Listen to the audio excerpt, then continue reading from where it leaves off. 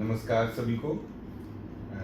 मैं गुरुशरण रावल गढ़ी नवाब से, और इस वीडियो में मैं आप सभी का स्वागत करता हूं। इस चर्चा में आप सभी को आमंत्रित किया गया है क्योंकि आप लोगों के काफ़ी सवाल थे मेरे से कि आप लोग क्विज बीच में पूछ रहे थे, तो मैंने सोचा कि भी एक बार गेट टुगेदर करके सभी सवालों का आंसर दे ही देता हूँ। हो सकता है मेरे पास सभी सवालों के आंसर हों, हो सकता है अभी ना भी हो, नहीं होंगे तो उसको हम ढूंढ लेंगे, खोज लेंगे, बट जिन जिन के हैं उनको मैं देने की कोशिश करता हूँ।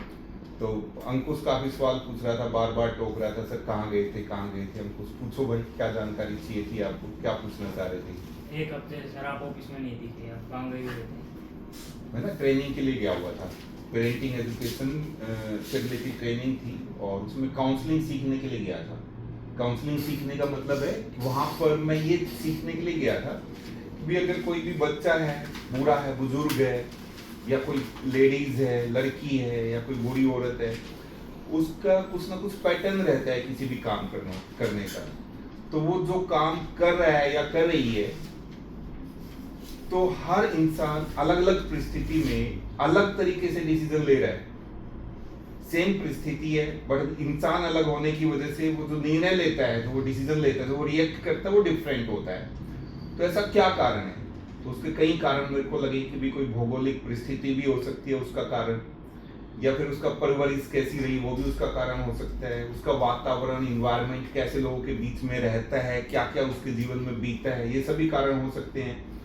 तो लेकिन फिर भी दिमाग में सवाल घूमता रहा कि भाई एक ही घर में दो बच्चे हैं, इवन चाहे वो जुड़वा भी है, बट वो सेम परिस्थिति में डिसीजन अलग तरीके से लेते हैं, उसका क्या कारण हो सकता है। तो उसी से संबंधित खोजते खोजते मेरे को कुछ लगा कि शायद अगर मैं ये ट्रेनिंग करूं जिस ट्रेनिंग के लिए मैं गया था, तो मेरे कुछ सवालों का शायद जवाब एक फैक्चुअल तरीके से मेरे को मिल जाए, कुछ लॉजिकल, कुछ तर्कों के साथ मेरे को मिल जाए।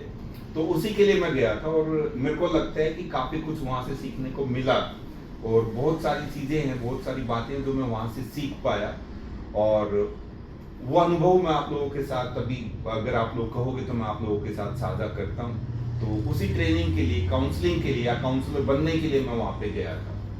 उसके बारे में बताइए, कुछ क्या सीख के आए आपको, हमें पता चले। अगर मैं उसके बारे में आपको बताऊं तो लॉकडाउन के दौरान, लॉकडाउन तो पता ही है सबको क्यों लगा था लॉकडाउन। भाई एक पेंडेमिक सिचुएशन क्रिएट करी गई, बताया गया कि भी कोरोना फैल रहा है, और फैलने वाली बीमारी है, जानलेवा बीमारी है, और वो ना किसी से किसी को भी फैल जाती है। उसके लिए सोशल डिस्टेंसिंग बनाई गई, उसके लिए लोगों को घर में रोक दिया गया, ऐसे कानून बनाए गए कि सबकी स्वतंत्रता छीन गई। तो इस तरीके की चीज़ें चल रही थी, हम लोग भी घर पे ही थे और घर से ही सारे काम कर रहे थे, और काफ़ी प्रशासन ने काफ़ी बाध्य कर दिया था, काफ़ी मुश्किलें सामने खड़ी हो गई थी सभी के सामने कि भी लोग आजीविका भी नहीं कमा पा रहे थे, ऐसी स्थिति आ गई थी। और उस टाइम पे सोशल मीडिया पे मैंने पहली बार देवेंद्र बल्हारा जी का वीडियो देखा, और वो वहाँ पे ऑब्जेक्ट कर रहे थे प्रशासन के सामने। वहाँ पे मतलब पुलिस वाले भी थे, वहाँ पे एसडीएम था, तहसीलदार था, डीजीपी था, काफ़ी सारे लोग थे, पत्रकार थे।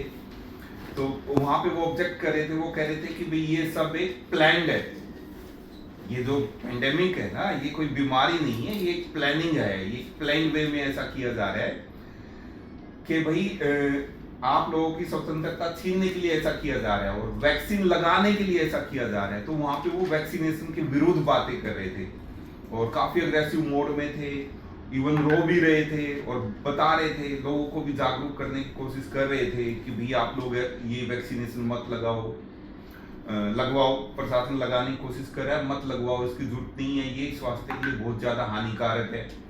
और ये भी बता रहे थे वो वहां पे कि भाई आप मास्क भी मत लगाओ, मास्क भी हानिकारक है।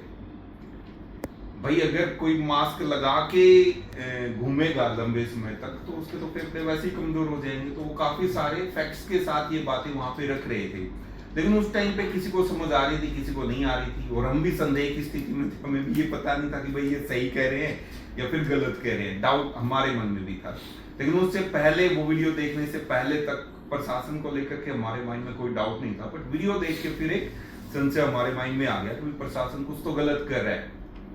कुछ तो गड़बड़ है, ऐसे कैसे स्वतंत्रता छीनी जा सकती है? अगर कोई ऐसी बीमारी है कि ऐसे फैल के मरेंगे, मर ही जाएंगे, तो बचाने वाला कौन है, कैसे बच जाएंगे? और अगर प्लानिंग के तहत करी गई है तो वो तो बहुत गलत है। और उसके बाद जैसे अभी रिसेंटली हम देख रहे हैं कि सुप्रीम कोर्ट में खुद गवर्नमेंट ये हल्फनामा दे रही है कि भाई जो वैक्सीन लगी थी वो हमने जबरदस्ती नहीं लगाई, वो वैक्सीन जो है लोगों ने स्वैच्छिक तौर पे लगाई। हमने तो सिर्फ जागरूक किया, लोगों को बताया कि वैक्सीन लगवा लो, और उन्होंने अपनी इच्छा से वैक्सीन लगवाई। क्या आप लोगों को क्या लगता है, ऐसा ही हुआ था? नहीं जी। वो पीरियड याद है? हाँ जी, हाँ जी। कैसी स्थिति उत्पन्न कर दी थी प्रशासन ने? कहीं भी निकलना मुश्किल कर दिया था जी लोगों ने। भाई अगर बस में बैठना है तभी बैठ सकते हैं जब वैक्सीन वैक्सीनेशन हो रखा हो। अब कोई नौकरी के लिए फॉर्म भरना है तो वैक्सीनेशन होनी चाहिए, ट्रेन में जाना है तो वैक्सीनेटेड होना चाहिए, घूमने जाना है, सरकारी घूमने नौकरी जाना है, करनी है। वैक्सीनेशन होना चाहिए। वैक्सीनेशन का खुद फोटो देना पड़ता था उनको, उसका प्रमाण पत्र। पहले प्रमाण पत्र मांगते थे, उसके हाँ, बाद ही हम कहीं पे जा सकते थे। तभी आ तो जाता क्या था। भाई जो आज की डेट में गवर्नमेंट कह रही है कि वो सारा स्वैच्छिक था, भी हमने अपनी इच्छा के अनुरूप ही वो वैक्सीन लगवाई थी, या मास्क भी हम अपनी इच्छा की वजह से ही मास्क डाल रहे थे, वो कितना सत्य है? भाई हम लोग तो गुजरे उस दौर से। अगर कोई पिछली पीढ़ी या उससे पिछली पीढ़ी के बारे में बताते तो डाउटफुल भी था, बट हमने तो फेस किया है। तो मैं तो 100% ये बोल सकता हूँ कि भी जबरदस्ती थोपी गई थी वैक्सीनेशन। जिसको भी वैक्सीन लगी है वो मजबूरी बना दी गई थी कि भी आप बैंक से पैसे तक नहीं निकाल सकते थे जब तक वैक्सीन नहीं लग ली। आप बैंक नहीं जा सकते थे, आप कहीं पे जा ही नहीं पा रहे थे, आप ऑफिस नहीं जा पा रहे थे, आप मजदूरी के लिए नहीं जा पा रहे थे। भाई मास्क भी होना चाहिए और वैक्सीनेटेड भी होना चाहिए, नहीं तो पुलिस वाले रास्ते में ही रोक के और लट मारा करते, किसी को भी अंदर ले जाते।